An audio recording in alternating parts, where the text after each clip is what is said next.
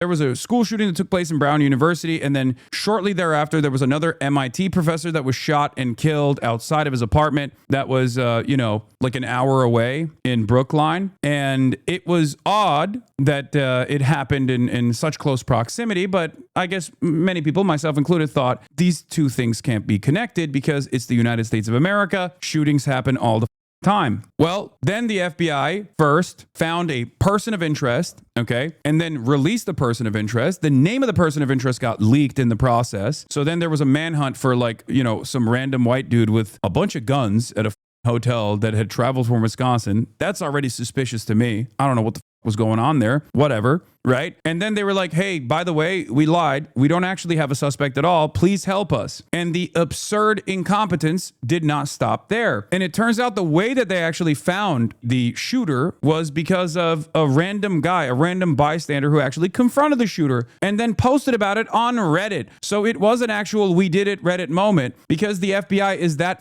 incompetent nowadays that they unironically do rely on we did it Reddit moments, it turns out. Okay, while there was a lot of scrutiny over the FBI's mishandling of yet another high profile investigation, Twitter went crazy with it. And it wasn't just Twitter, but it was also a bunch of mainstream outlets as well that went crazy with this. They immediately shifted the blame over to a random queer Palestinian student from Brown University, which led to Brown University actually deleting this person's profile off of their websites because he was getting doxxed for no reason. It was completely made up. The notion that the shooter actually ran around saying Allahu Akbar, also completely made up by Laura Loomer. Shouts out to Laura Loomer for the record. Apparently the shooter was like barking or something. I don't know. We don't know the full details, but like they were so adamant that the shooter was saying Allahu Akbar. The shooter was actually Muslim. The shooter was doing this for Palestine, all this.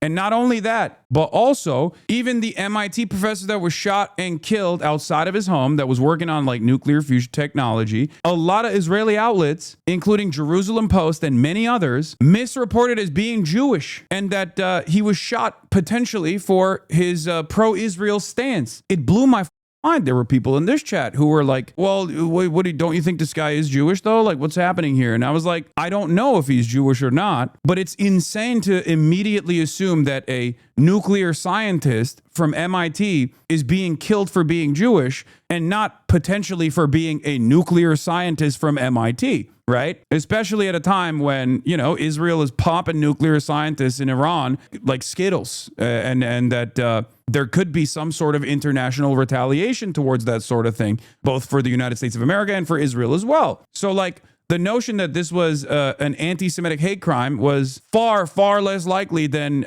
many other speculative leads that you could entertain. The reason why I'm bringing this up is because misinformation went wild. Okay, misinformation went wild, and it wasn't just right-wingers, even though it was mostly right-wingers. Like every MAGA account on this platform analyzed both of these different shootings from their own politically biased perspectives. Many of them tried to imply that initially the professor that normally lectures in the lecture hall is a Jewish professor, and this was a suspected anti-Semitic hate crime for that reason. And then they were like, okay, the professor actually wasn't there and didn't get shot, but it was actually the students that were killed. One of the students that was killed was the vice president of the college Republican club, and maybe it's a Democrat conspiracy for that reason. And then also everyone was like, oh, this is a pro-Palestine, free Palestine shooter, clearly, right? All this crazy entirely fabricated. Not a moment was wasted. Not a moment was wasted on this. And I cannot believe it. And it probably even played a role in up the leads that these guys needed, that the authorities needed to pursue the actual suspect. People were asking Grok. Yes, exactly. It's that stupid. People were asking Grok. There was deliberate misinformation being spread. I said, I cannot believe how much the Israeli media and virtually every single major MAGA account straight up made up about both the Brown University and MIT nuclear scientist shooting. I know they lie a lot, but this fever pitch seemed new. Dylan Saba says, from now on, every single act of public violence will be interpreted or reinterpreted as a justification for why we need permanent genocide. NSEEG mindset. And it's true. It's absolutely true. Like, what are we doing? How does this suit the benefit of justifying unlimited support to Israel should not be the first consideration for a lot of these people. Even like the notion that this is a byproduct of Islamic refugees coming to the country, like all this stuff, like heightened Islamophobia, all of this, it blows my mind. Did you see as soon as the guy's identity and background came out, Trump shut down the visa program that the guy benefited from, even though he benefited from it in 2017 under Trump? Yeah, I know. They're trying to do a anti-Portuguese slant now. They licked their wounds and they're back at it. Now the strangeness doesn't stop there, because there is a strangeness with the way things have unfolded. Make no mistake. It's just not in the direction that these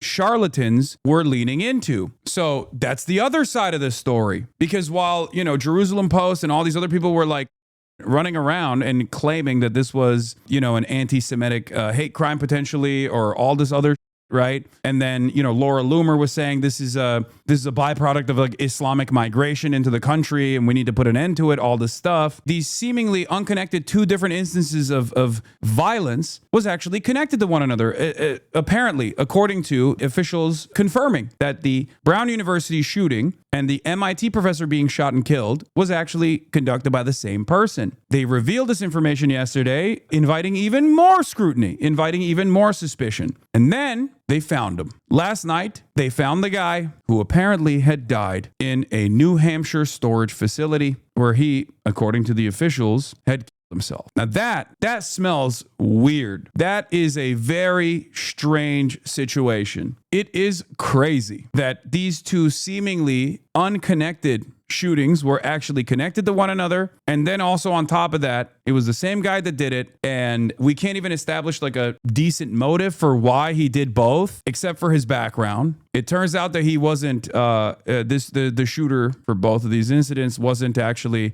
an Islamic refugee, but seemingly a Portuguese former student of Brown University, a high achiever who was very resentful. That's the official narrative that they're giving right now. But let's take a look. This morning, the man who authorities said killed 2 Brown University students and then an MIT professor is dead after killing himself inside a storage unit where he may have hunkered down for days. Our Providence neighbors can finally breathe a little easier.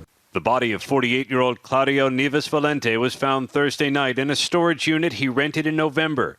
Officials say he was born in Portugal, became a lawful permanent resident of the United States living in Miami, and for a time studied physics at Brown. He was admitted to Brown's graduate school to study in the Master's of Science PhD program in physics, beginning on September 1st, 2000. And he took a leave of absence effective April 2001 before formally withdrawing effective July 31st, 2003. Authorities say this is Neves. What connects this shooter to Brown is that he went there for a year and then dropped out. And what connects him to the other Portuguese nuclear scientists is that they went to undergrad together in Portugal. But that's from 20 years ago, or even longer than 20 years ago. Why would this resentment carry over for 2 decades plus, and then one day he just snaps and decides to conduct this fairly sophisticated operation? Because this wasn't like the Brown University shooting, with the exception of being able to get away, with the shooter being able to get away and like casing it ahead of time, knowing where the cameras are, knowing that the place where he was conducting the shooting was didn't have as many cameras in the specific part of the building that he did the shooting in, and then only to immediately leave and then go to Brookline to identify and target another Portuguese professor that he despised that was working on like nuclear fusion technology. It's insane. It just, I'm sorry, that seems so grand. People hold grudges their whole life. I just don't understand how this was what was the breaking point. At some point while he was in Massachusetts, he switched the plates on the Nissan Sentra to an unregistered plate out of Maine.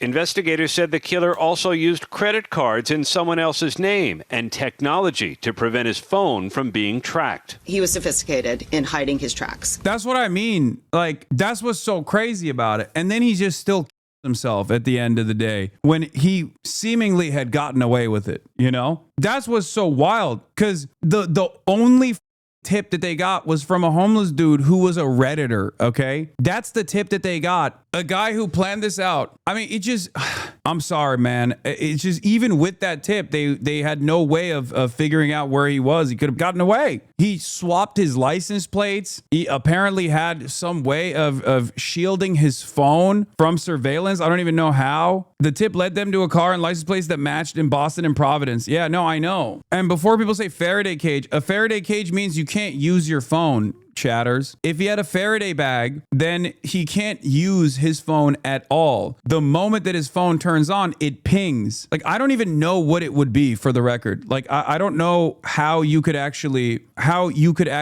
avoid that level of surveillance, unless he just had a totally separate phone that he was using that wasn't his like main phone, and then his main phone was in a Faraday cage or something. But that's not how they made it seem. They made it seem as though the phone had like some kind of anti-surveillance tech in it or something. He killed himself inside the storage unit, and the firearms were found at his in the area of his thigh and in the area of his feet. We are 100% confident that this is our target.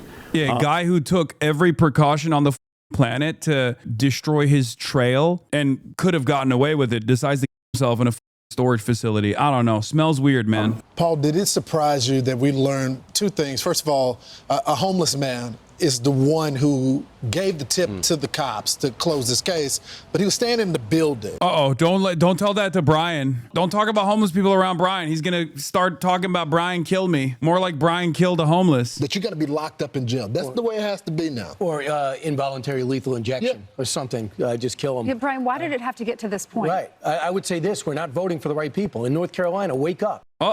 He's twitching. Look at him, reshuffling in his seat, excited at the prospect of what must be done. Excited, fantasizing about licking his lips, fantasizing about what he wants to do to the homeless guy who was the hero in this story. He's tweaking. Which talks about the security protocol. Look, he's licking his lips. He's like, ah! But, you know, he thought of himself, I'm sure, as some engineering genius, and so he did this methodical thing where he cased the place and all this other stuff. Well, not only was that how they also picked him up on video when they went out to the residential area, but that's where he encountered somebody who ultimately was his downfall. So he goes in, he's casing around in the place, and you know, Lawrence, it's an interesting thing. I'm actually not that surprised that it was a homeless person that stepped up. I'm going to tell you why.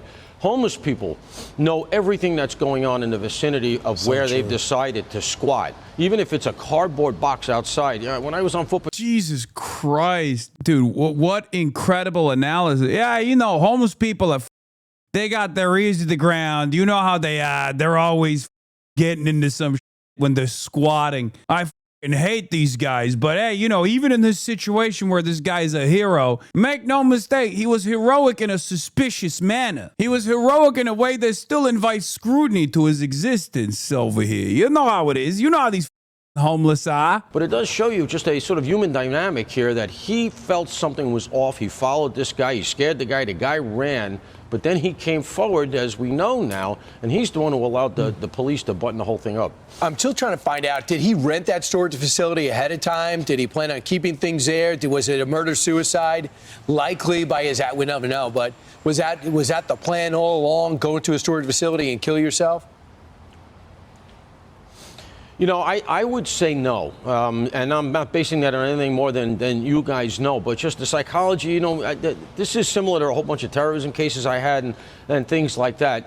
Oh, my God. Dude, I'm sorry. One is a random happenstance school shooting, and then the other one is a targeted assassination. How the did this guy do both? And also get away with it because he was like actually invested in covering his trail. Like he was successful in covering his trail. There is a lot here that does not add up. I'm sorry. You know, I like to do critical analysis. I'm not Mr. Conspiracy Theory. As a matter of fact, it gets quite boring around these parts whenever like this happens. The official narrative here it doesn't add up. Like, here, I'll tell you like this. If he actually went to Brown University, to a specific building, to a specific room, and opened fire, and then, you know, went to another college, or if he went to Brown University and he shot a bunch of students, right, and he killed 2 of the students, and then went to another university and then shot a bunch of students and killed a bunch of students, that is at least in line with what he did at Brown University. They both tie together. Oh, this guy hates, Ivy League institutions. He has a deep resentment for Ivy League institutions because he felt like they never truly understood him, something along those lines, right? But one act of violence is very different than the other act of violence. If it was a targeted assassination in one school and then a targeted assassination down the street, then that still makes a little bit more sense. But the very fact that the level of sophistication involved in this, okay, the level of sophistication involved in the first shooting, even though the victims were seemingly random, okay, which doesn't make a lot of sense in and of itself, because a lot of these people that do pre-planning when they want to do like a school shooting, they oftentimes are not factoring in like getting away with it, right? It's a suicide by cop situation for many of these guys. They're like really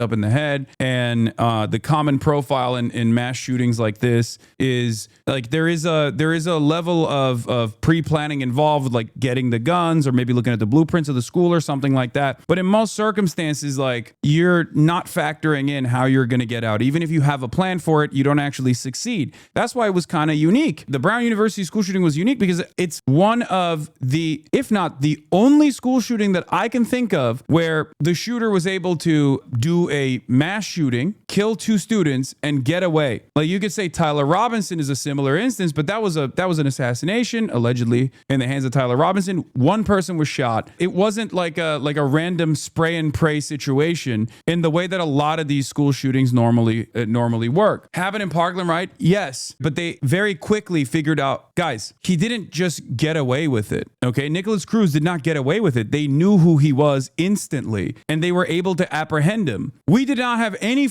clue who this guy was, and we still wouldn't know who this guy is if it wasn't for a homeless guy who like was suspicious about him casing the area and talked about it on Reddit about like connecting his car to the scene of the crime. Do you not understand how different that is than like the Nicholas Cruz incident? Anyway, like, I'm willing, if there's more information that's revealed later down the line, perhaps the official narrative will make a little bit more sense. But the difference in matching this to previous school shootings, random acts of violence versus the pre-planning, and also the fact that he was able to get away with the crime and then go and conduct another one, that is different. That's different than most school shootings that take place, and that's also certainly different than like even assassinations, high-profile assassinations that take place. Slipping down life. We used to call it in the terrorism world loser to lion, because he wanted to make his mark in the world. He wanted to be somebody. ISIS knows how to play on that. I'm not suggesting he was in touch with ISIS, but that's the same phenomenon.